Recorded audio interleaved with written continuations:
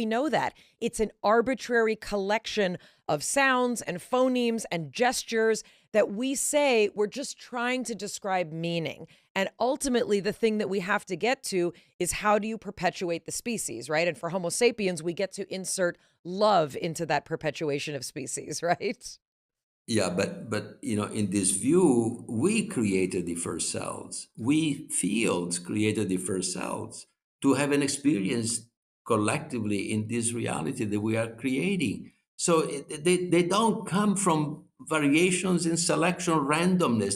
There is no randomness. Randomness is only ignorance. That's it. Only ignorance. But and also the languages, why do we need languages? Because we want to communicate the meaning that we find, but the meaning is endogenous. It comes from within. It doesn't come from without.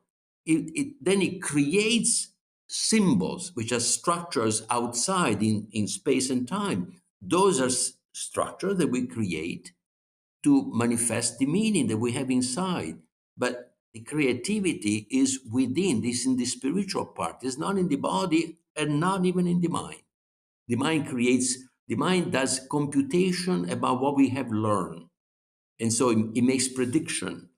But the predictions are not reality. Predictions are probabilities.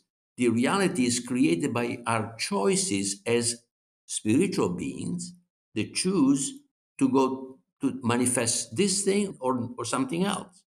So that is very, again, very different than the way we imagine things. What we imagine things is that there are laws, and therefore the laws govern the world. But the laws are the byproduct. The laws are the laws simply are saying that there is coherence within one, and that coherence requires certain laws, certain coherencies that are reflected into the mathematical laws. But the mathematical law don't dictate what has to happen. Coming from an entrepreneurial background, being in business being a winner-take-all attitude, whereby you have to corner markets and get as much market share as possible, get ahead of your competition. Where does love fit in to a notion of a new version of capitalism? Once we start to accept that cooperation is the only game in town, as opposed to competition, we had to rethink everything that we do, because we start from kids, we start to compete. We are told to compete. I mean, the educational, even in the family, we are sort of, without even knowing, we're sort of set one against the other sometimes, right? And then, schools, business, everything is about competition. And of course, competition leads to war. And, God knows how many wars we have lived through, in our many lives. We basically have to change the entire structure of how we interact with each other. So I'm not there yet. In meaning, I know that has to occur. We have to figure out how to do this. But, before we can do that, people have to understand that they are no longer bodies. Because if they think that they are bodies, automatically you go into the survival of the fittest, and then we have to have an experience that you are not the body, exactly like I had, and everybody can do that.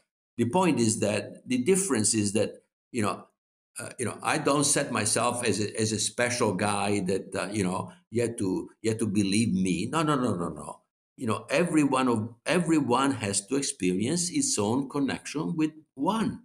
Without that experience, we will not believe, because the weight of, our experience, that we think that this physical reality is the only reality, is so powerful that unless you have an even more powerful experience that tells you that that's not so, you're not going to change. You're not going to, not given a chance. You won't even be able to think about the new paradigm without the embodied experience of realizing there's another way of being. This is where people see the divide. that there are those of us that are going to compete and get ahead, and they're going to trample on all of the working class and all those other people, and they're going to be having their yachts and all the other things that rich people do. And then there's the spiritual people who are going to be ridiculed, right, for believing that there's more than just what we see and what we experience. And there's this sort of divide. Yeah, but also the spiritual people are not, they live in their own world, and so they're kind of say, well, the stuff is not real. No, the reality is body, mind, and spirit. Everything has to work together, and so both have to make a move toward joining together. Unfortunately, they stay separate, like like quantum physics and general relativity. They don't want to come together, in some ways, but because everybody wants its own way. But no, we have to cross that divide. We have to merge. Merge is the right word, fuse them. There is no longer a boundary between science and spirituality. What science has that spirituality doesn't have much of is rationality. And the principles of experiments prove whatever theory you have. Because physics lives and dies on experiments. If you may have the most beautiful theory, but if the theory makes a prediction that doesn't happen, the theory has to be scrapped. So the experiment is more fundamental in science than the theory. In spirituality, it has to be the same. We have to reach similar states, and we have to be able to talk about it, and we have to be able to see that they are they are no longer objective like the outer reality, but they are subjective. But the subjectivity overlaps enough to be able to say, yeah, we're talking about the same thing. But it comes from experience, inner experience instead of outer experience. That's where the joining can come. And that's why spirituality has to be the right word, not religion, because there are 200 religions in the world. They better combine themselves first, right? They cannot even agree with themselves. How can we create science and religion? Right? Religion. I mean, you have to have 200 science and religions then, because all the religions are different. So, but there is only one physics in the world. So at least physics has already arrived to a level of unity, because everybody agrees, because of the principles of physics are very clear. You have a theory makes prediction, and you make an experiment. If the experiment, says the theory is right, well, even if the theory says something that appears crazy, reality is that crazy. That's exactly what has happened in the last 100 years, because quantum physics makes predictions that nobody thought that could exist, that kind of reality. And now we know that there is a reality much more different than what we thought. You've talked a lot, and your book includes so much about the differences between computers and humans, and the differences between biological systems and those that are, let's say, being utilized for artificial intelligence. And what you talk about is some of the beauty that every interaction that cells have is so much more than the sum of its parts. You talk about homeostasis, you talk about metabolic processes, and it's not enough to say, oh, cells are more than the sum of their parts. You're talking about, and again, you can think about this on a human level, it's not just the individuals that are more than the sum of their parts. It's the interactions, the processes that occur when these units interact is so much more than you could even imagine in the greatest fantasy. So can you talk about the cell being this microscopic, beautiful quantum classical system, but the human being this macroscopic one, and what that means practically for us? Basically, if you look at the organization of the body, the organization of our body is, we have 30 to 50 trillion cells, and each cell, as I mentioned even earlier, is a part whole of the entire organism, because they all came out of a single cell, and each cell of these 30 plus trillion that we have has the same genome. So it has the same fundamental capacity to express as the original cell that created the entire organism. That's amazing. I mean, right now there are, in quantum biology and also in advanced biology, there are people that can reverse, a cell that is specialized can be made to be a stem cell, which is like a plenipotentiary cell that can create any other cell, revert in a sense, to become closer to the original cell that created the entire organism. Can you do that with a computer? Is a computer organized the same way? Not even close. Not even close. A computer is made of switches, on, off, on, off, on, off. That's it. At the best, the computer can know its own state, which is I'm open or I'm closed. That's it. There is nothing else for the computer. A cell has the potential to understand the other cells because they have the same making. You can explain the operation like a machine by deterministic things. But in living system, the cells make decisions which are highly probabilistic. And you can only predict probability because these cells are quantum and classical system. Each cell doesn't work with the principle of classical physics. They work with the principle of quantum physics primarily, and then certain processes are closer to classical and other are purely quantum. And we do not understand how a cell works as an informational system. That's why in my book I speak about live information, which is a different type of information between quantum information and classical information. That information will in the future be able to explain how living cells are informational systems, not biochemical systems. We have studied cells as if they were biochemistry. No, not even close. We can only explain a tiny bit, but cells are connected directly. All our cells are connected with the field that we are. So when the field that we are communicate with the body, it doesn't communicate with with a piece of the system. It communicates in parallel with the entire body. So the potentiality to self-healing, for example, by people that are developed spiritually, are enormous. But yet we have to start by changing the idea of what we are. If we think that we are the body, there is the only intervention has to come from the outside. But we are the field that we are can affect the body in ways that we have still to find out. So if we approach the cell and the biological systems as not just biochemical processes and those that obey the laws of classical physics, as informational systems. Right. If they are informational systems, this would be support for the notion that Bruce Lipton talks about, that the cell is operating as a microcosm of the entire organism. We're talking about holographic systems where the part is like the whole. So changing the environment of the cell, as it were, creating more positivity, whatever that looks like on a cellular level, is what has the potential, you're saying, to then heal the body in ways that, let's say, Western medicine may not be able to touch. And right now we have to do it from the outside because we don't have developed enough of our own, our own soul, if you want to call it that way, but our own spiritual aspects.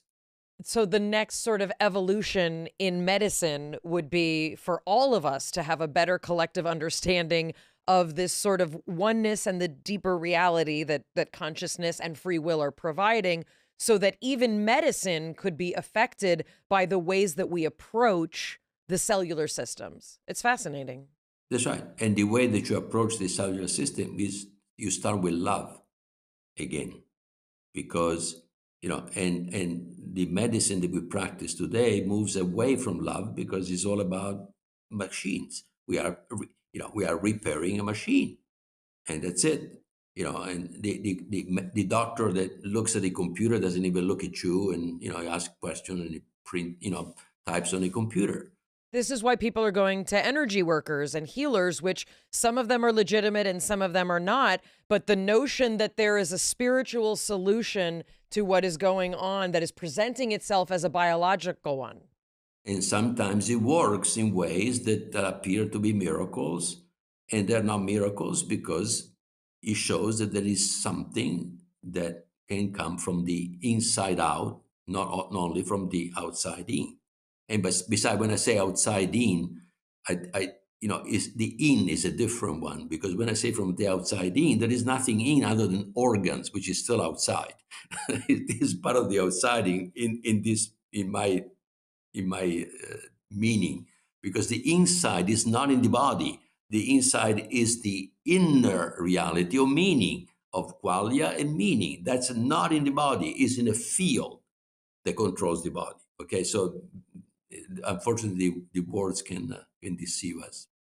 We hear a lot from people who listen who are trying to understand this, right? They're trying to change their life. They may be suffering in this moment. What I'm hearing and what I believe to be true is that the first step to accessing a spiritual awakening, to accessing the ability to start to heal oneself through adjusting the field, is to start to change the mindset. First, to believe it is possible, and second, to start to understand the mechanism that we're actually changing something when we start to invoke love, when we start to meditate, when we start to have a belief that something is possible. We're not just wishful thinking, we're actually changing the frequency that is everything that surrounds us, which then impacts the cell. In my experience, the first step is to take responsibility for what happens in your life. Okay, and that's the lesson that I learned by being CEO of a company, in fact, of more than one company, where the good and the bad that happens in the company, in one way or another, I had a lot to do by doing something, or even more, by not doing something when I should have done something. That is an idea that in the beginning was hard to grasp, because it is mostly by not doing what you should be doing that you attract to yourself suffering and whatever. Okay, for example, it was not taking care of myself, for example, my inner reality, that I became very estranged for myself and I was unhappy with my life. Okay, for example, it was not because I did something wrong, it's because I didn't do what I was supposed to do. And so it is very important to take that responsibility. And it was exactly because I have taken responsibility of my life that when I was suffering, I say, somehow I created that for myself. I didn't look outside somebody to blame for my state, but I say, what did I do? I want to know, what did I do to create this to myself? Who am I? Why is that going on? With that sense of responsibility. This is my life. I am in charge of my life. That very important. Because if you don't go there, you will always find outside the problems that affects you. They always come from the outside. That's why you go to the outside to find the cure. But once you know that your happiness or not depends on you, from your interiority, from your conscious self, to your inner experience, the meaning, the love that you have within for yourself and from others, that stuff, then you can find the solution. But if you don't, you had to reach there first. Otherwise, you will always look at some kind of magic inside or outside to solve your problem, but it's not you. We'd like to talk a little bit about your new book, which we just got a little taste of. And one of the quotes that I wanted you to talk about as you introduce us to what this next book is, we're not matter, we're not mind, we are spirit. That is meaning, love, joy, and peace. And if we want to have a better future, we must all radically change direction together. And to do this, we must first change our minds about who we are.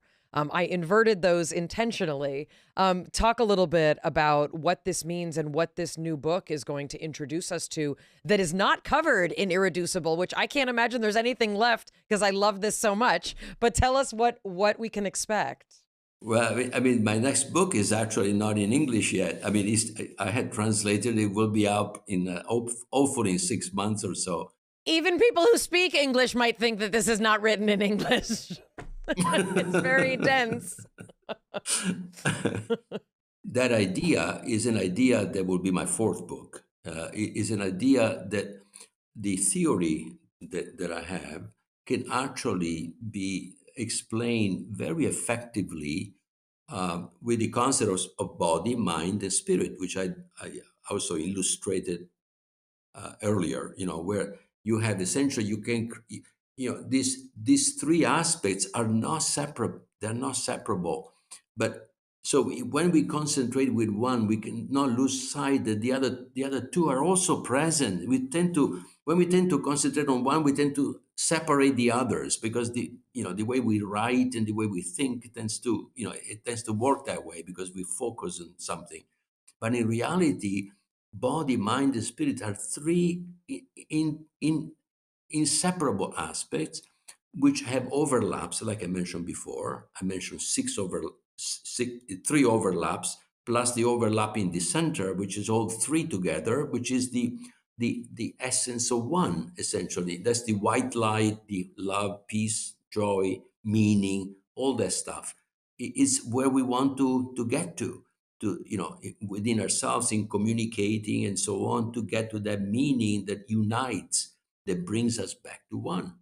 The next book is Beyond the Invisible, and Beyond the Invisible is actually a conversation, so it's easier to read and allows me to repeat things in different contexts without being accused of repeating myself. The context determines the meaning of, I mean, even particles, when, the property of the particles depend on the interaction that the particles has. So the reality is not built with things that are absolute. Everything is relative to each other. We talk a lot about exceptional phenomenon. We talk a lot about extrasensory perception on this podcast. We really try and understand the science of many things that a lot of people would consider outside of science. I want to ask you a few things, and I want you to give us your most honest answer, both from your scientific and your spiritual perspective. Okay, I'm going to start with kind of a softball one. Collective consciousness. Is there a collective consciousness? There is a collective consciousness. In a sense, we are a collective consciousness. We are fields of fields of fields of fields of fields. So we exist with a comprehension, which is all the comprehensions of lower levels. Like atoms are more than the parts that compose them, and the nucleons are more than the protons and neutrons, but then the neutrons are more than the quarks and the gluons, and this kind of thing. What happens when we die? Is there an afterlife? Does consciousness exist after we die? Yeah, I think that I believe the essence of the near-death experiences, of which there are hundreds of thousands, known, and hundreds of books written about. So people don't believe they should read at least one or two of those books and have a sense of it, because they are, their coherence of what happens is so strong that they and those are people that don't have the body doesn't work anymore, the brain doesn't work, and they have extraordinary experiences that change their life. How can that be that you have an experience that is so powerful that changes your life, and you were not even functioning as a body? I mean, if we are the body, that's that needs to be explained, and you cannot explain it by just eliminating it like scientism does. If you don't, if something that you cannot prove something, forget it. It doesn't exist. Well, that's too convenient. Are we in a simulation? What do you think about simulation theory? No, we're not in a simulation, but this reality, however, is mostly virtual reality, in the sense that, but is a virtual reality that we create. Now we're not in a simulator created by somebody else, and we are just little avatars there thinking that we are, that we are what we are. No, that's not. No, this is a game that we have created, and we are in the game that we created. So we are actor, but also the creators of this game. And we learn from this game to create other games. so I mean, this is just, but a lot of this reality that we think is real is actually a construction of information that is experienced. as a reality in the field. So it doesn't exist here. It exists in the field, in our consciousness.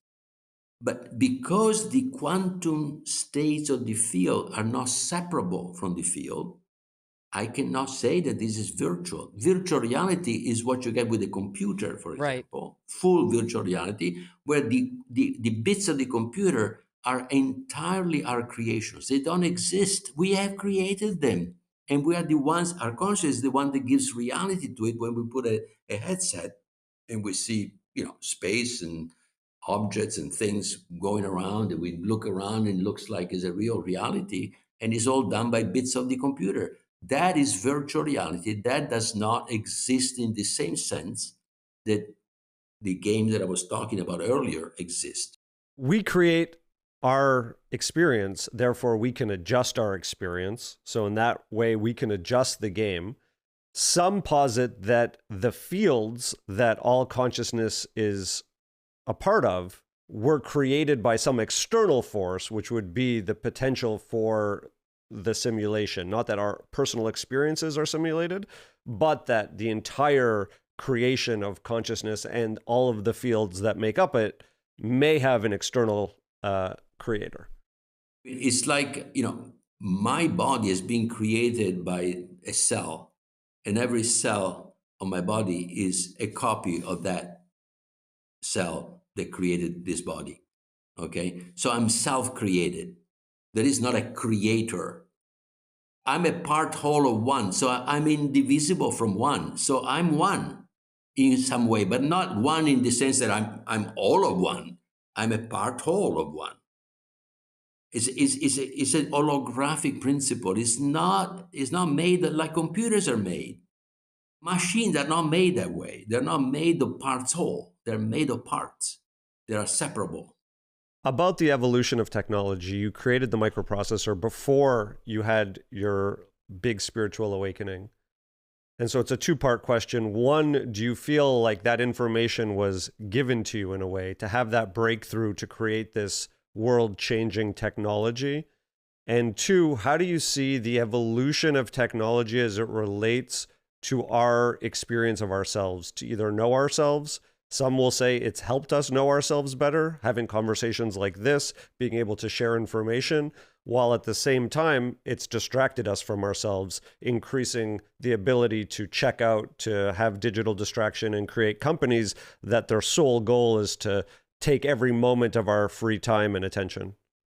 Perhaps my biggest invention was the invention of the silicon gate technology that allowed to make a microprocessor. That I did my first job when I came in this country. I was 26, working for Fairchild. And that technology was 5 times faster than the previous technology, was reliable. You could put twice as many transistors, and it had about 500 times less leakage current. So you could make dynamic random access memories. You couldn't do semiconductor memories before, but with this technology, you could do everything to make a computer in a single chip. And the first step was the memories, dynamic RAM, and the microprocessor. The microprocessor also used dynamic RAM inside, okay? Because the static RAM were too many transistors. So that is how I did this thing. And it was a number of intuitions that allow me to do that.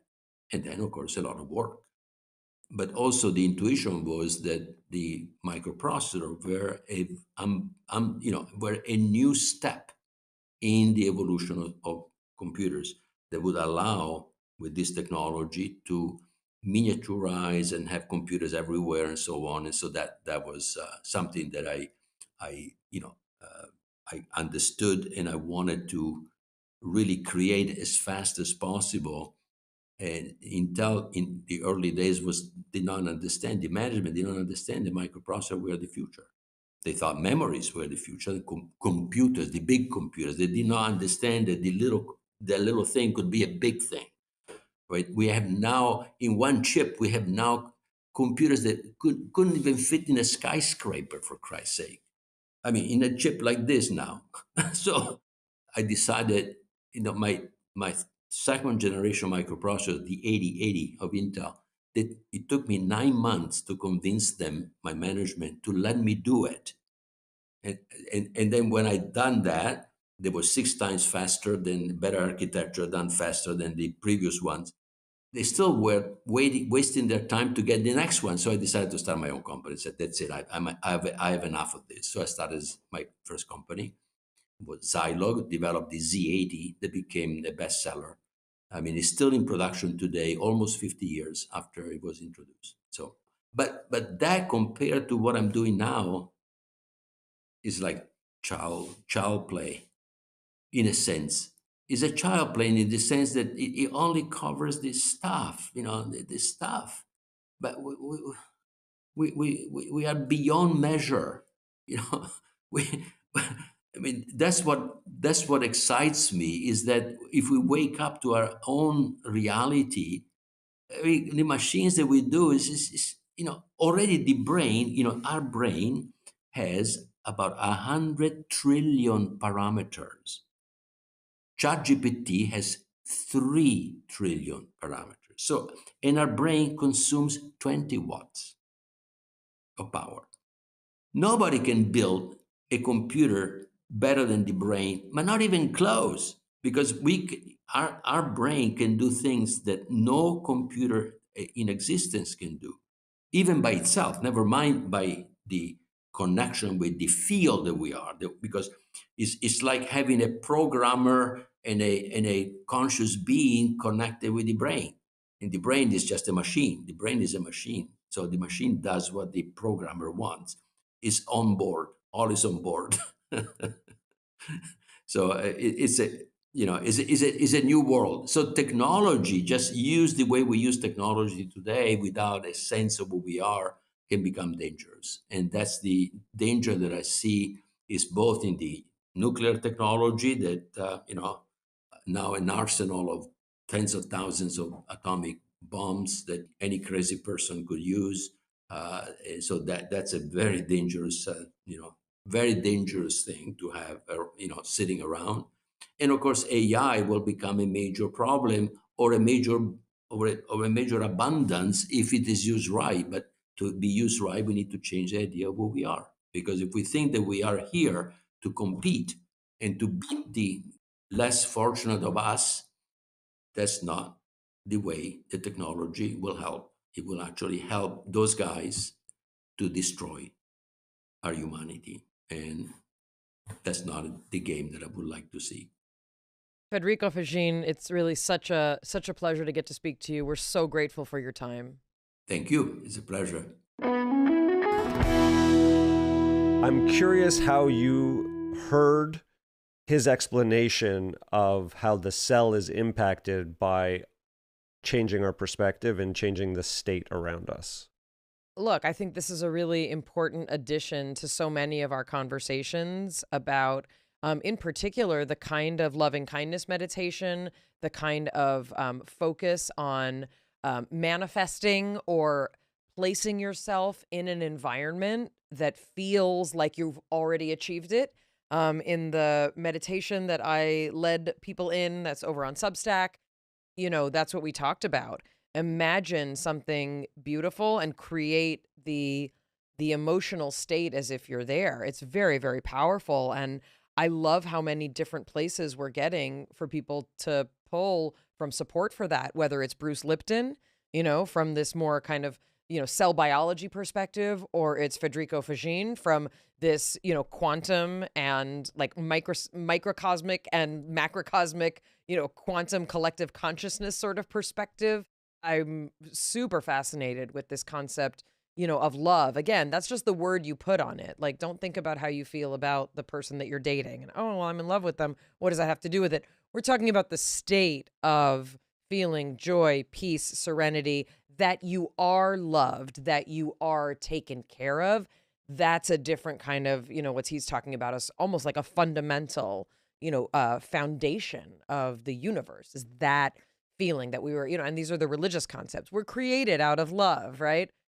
His description reminds me a lot of like the first time I sensed energy, where my palm was tingling and all of a sudden I had an experience that was so foreign to how I had grown up and anything that I had experienced in the past, that I couldn't reconcile it with my understanding of reality.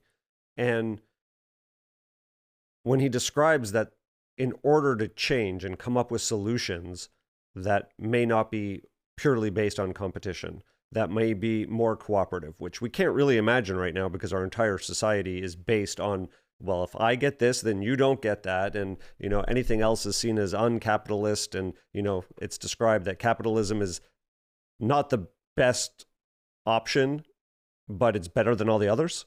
Yeah, in some cases, I think you have to separate out these conversations. And I really appreciated your question, especially from, to ask the creator of the, what we use as a microprocessor and the phone that we hold in our hand, to ask that person, what would you have been like if you did not have a desire to compete, to get ahead, to run a company, like all those things. But I think what he was saying also is, and the question I didn't get to ask him, but I kind of feel like I can imagine the answer, if he didn't create the microprocessor, would someone else have? The answer is yes, of course. But would another human being have his particular awakening experience? No, that was his alone. But as he indicated, that part is indicative of the entire whole, right? And that experience is sourced in what he calls one.